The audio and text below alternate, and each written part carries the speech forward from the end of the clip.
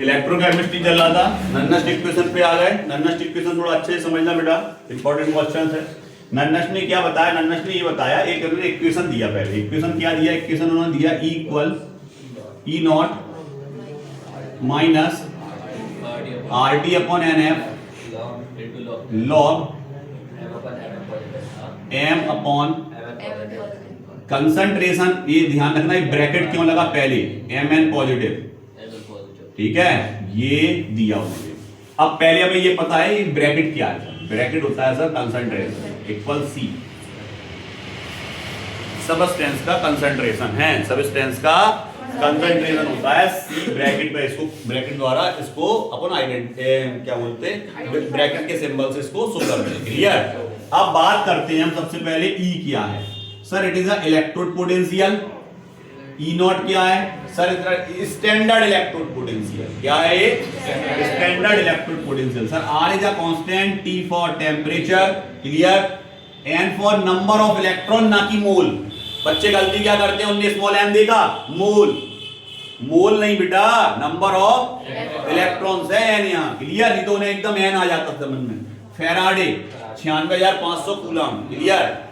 M क्या है, ये आपका सॉलिड मेटल का कंसंट्रेशन है और ये आपका आयंस का कंसंट्रेशन है, क्लियर। जैसे हम बात करें, ये मान लें कि हमारे पास क्या है, एक Zn का रॉड है सर, ओके, Zn का रॉड है जो कि सॉलिड है, ये आपके एक सॉल्यूशन में डिप है, it is called ZnSO4। ZnSO4 में आपके Zn डाई पॉजिटिव आयंस हैं, साथ में SO4 डाई नेगेटिव आयंस भी हैं।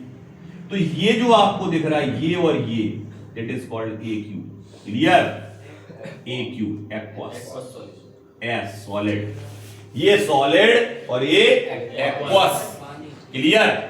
क्या बताया नन्नस्ट ने, नन्नस्ट ने ये बताया कि किसी भी सेल के इलेक्ट्रोड पोटेंशियल पर टेम्परेचर का और कंसंट्रेशन ऑफ आयंस का इफेक्ट पड़ता। अगर आप टेम्परेचर चेंज करोगे, इलेक्ट्रोड पोटेंशियल चेंज हो जाएगा, कंसंट्रेशन चेंज करोगे, उसका इलेक्ट्रोड पोटेंशियल चेंज हो जाएगा, क्लियर। ये बताया था नन्नस्ट ने। अब हम बात करते हैं इसके बाद इसको और कैसे सॉल्व कर सकते हैं। तो हमने लिखा E equal E not minus R का वैल्यू रख दें यहां पर। R का वैल्यू कितना होता, 8.314, तो हमने यहां रख दिया 8.314 R का वैल्यू। कितने डिग्री सी टेम्परेचर पर निकालते हैं, अप्रॉक्सीमेट 25 डिग्री सी पर, क्योंकि स्टैंडर्ड इलेक्ट्रोड पोटेंशियल के लिए कंसंट्रेशन 1 मोल और टेम्परेचर 25 डिग्री सी बिल्कुल फिक्स है, क्लियर। तो 25 डिग्री सी को अगर आप केल्विन में कन्वर्ट करोगे, इट इज कॉल्ड 298। कैसे करते हैं सर, 273 प्लस कर देते हैं तो ये केल्विन में कन्वर्ट हो जाता है 298 केल्विन, क्लियर। तो यहां पर 298 केल्विन, n का n क्योंकि हमें पता नहीं है, फैराडे का वैल्यू होता है 96500, ठीक है, लॉग। अब लॉग को अगर आप लॉग 10 में कन्वर्ट करोगे, आगे देखते हैं फिर, m solid, Mn positive, AQ,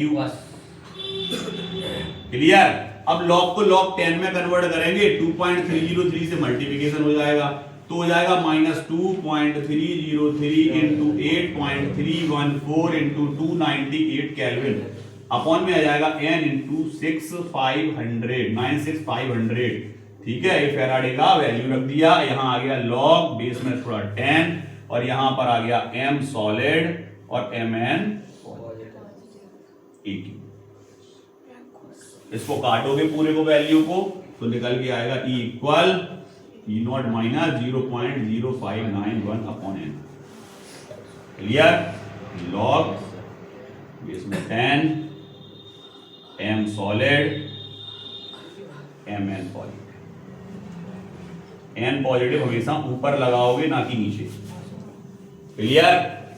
solid metal जो भी होता है बेटा, सॉलिड मेटल जो भी होता है उसका हमेशा कंसंट्रेशन 1 माना जाता है। कंसंट्रेशन क्या माना जाता है उसका, 1।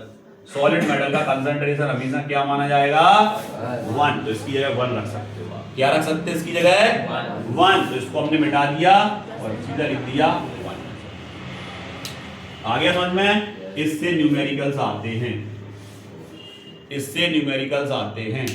हो सकता है आपने 25 डिग्री सी टेम्परेचर रखा था, हम तुम्हें न्यूमेरिकल में अगर टेम्परेचर दे रहे तो आप उसको 298 केल्विन में उसको केल्विन में कन्वर्ट करके लिखोगे तो वैल्यू कुछ अलग आएगा, आएगा कि नहीं?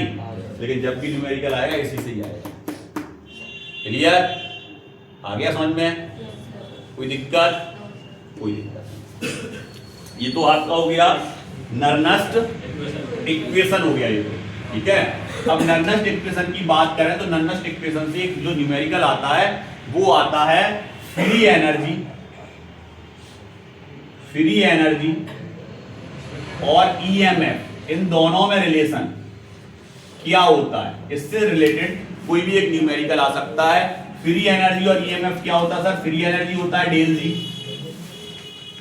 और इससे आप ईएमएफ जब निकालते हो तो वो आता है E0F माइनस एन E0F। यहां फिर देखो माइनस एन आ गया, माइनस एन, एन क्या है? Number of electrons. कैसे निकालते सर नंबर ऑफ इलेक्ट्रॉन्स? निकालना सिखाना थोड़ा। इधर देखो जैसे हमने कहा Zn arrow, Zn dipositive plus 2 electrons, यहां पर देखो 2 इलेक्ट्रॉन्स इसने दिए, नंबर ऑफ N2। क्लियर? हमने कहा Al आगे जाके कन्वर्ट हुआ Al3 पॉजिटिव में plus 3 electrons, it is called 3। Clear? ऐसे भी हो सकता है Fe डायपॉजिटिव कन्वर्ट इनटू Fe ट्राइपॉजिटिव, एक का अंतर आ रहा, देखो 2 से 3, n का वैल्यू 1 ना कि 3। ये चीज समझ में आ गई? इसमें n का वैल्यू 3 नहीं है, 2 से 3 पे गया, 2 से 3 पे गया, 0 से 3 पे जाएगा तो 3, 0 से 2 पे जाएगा तो 2, 2 से 3 पे गया 1 का डिफरेंस। क्लियर? ये होता है n का वैल्यू। E0 आपको पता है, F आपको पता है। क्लियर? इससे आप निकाल सकते हैं कोई भी सेल कितना वर्क करेगा, कोई भी सेल कितना वर्क करेगा, ये किस पे डिपेंड करता? ये उसके इनिशियल इलेक्ट्रोड पोटेंशियल और लास्ट का इलेक्ट्रोड पोटेंशियल पर डिपेंड करेगा। क्लियर? जब तक वो काम कर रहा तो W इक्वल हो जाएगा E2 minus E1, that's all. इससे वर्क निकलता है। क्या निकलता है? वर्क। कितना काम करेगा सेल। कोई दिक्कत? कर लोगे।